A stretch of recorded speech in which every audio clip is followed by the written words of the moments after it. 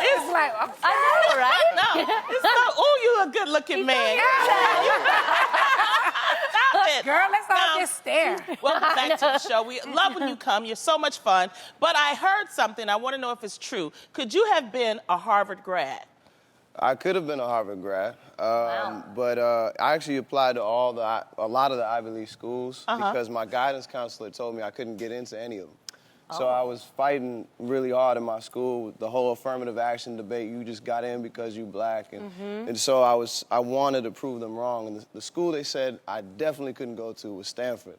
So when I got in, I was like, let me make sure that I go to that school, and I wanted to, years later, have a song where I could say that I rejected Harvard and went to Stanford. So. Wow.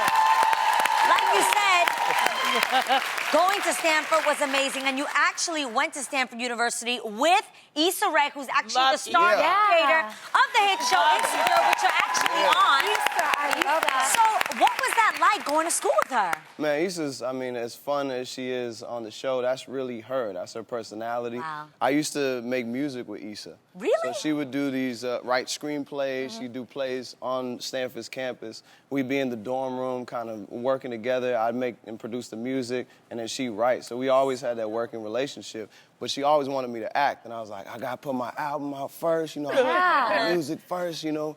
And she said, all right, then put that out. As soon as you do, I'm gonna make sure that you acting. And she held true to her word. So my first real gig was her. Wow. I love people like that. We need Issa to come on the show. I need her to come, so tell her. Love to have her. That's amazing. Thank you. Well, I know you attended the march in Washington, D.C. Why was it important for you to do that and participate? I mean, women have been deprioritized for so long. Let them know. And that's the day that women can say, hey, we are the priority today.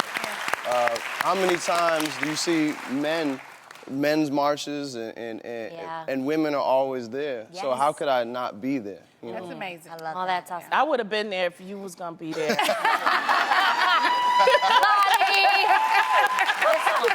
Okay, Lonnie, we also learned that you were an intern at the Martin Luther King Institute. Yeah. That is so cool. Yeah. You also had to transcribe FBI files. Yeah, What did you learn from doing that? I got those raw tapes that nobody heard. Yeah. I can't talk the way he did. I mean, I learned a lot. You know, I learned that he's a human, like all of us. I learned that, you know, he had a pistol during the Montgomery bus boycott at the beginning, and then he learned that it's a lifestyle thing, and he abandoned it. I learned that, you know, he used the N-word behind closed doors. Really? But not as frequent as we do in my generation.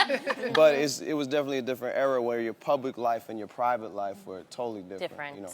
Wow. Well, we definitely have to also say congratulations on your debut album, which is called The Chief. I'm so curious about all this talk. Oh, my. What is the meaning behind the title, The Chief? Well, I mean, the Chief is really a story about manhood, you know, redefining manhood, what that means to me as a person, and then my relationship with my father. He was in and out of my life, and like a lot of us, I went through that love-hate relationship. But in his passing, he passed the torch on to me, and I really came into my own as a man. My father had one proverb that kind of guided the album. He said, "You're not your own man until your father dies." And so that stuck with me, and that's why I dedicated it to him, who was a real chief in Nigeria. Really? Wow.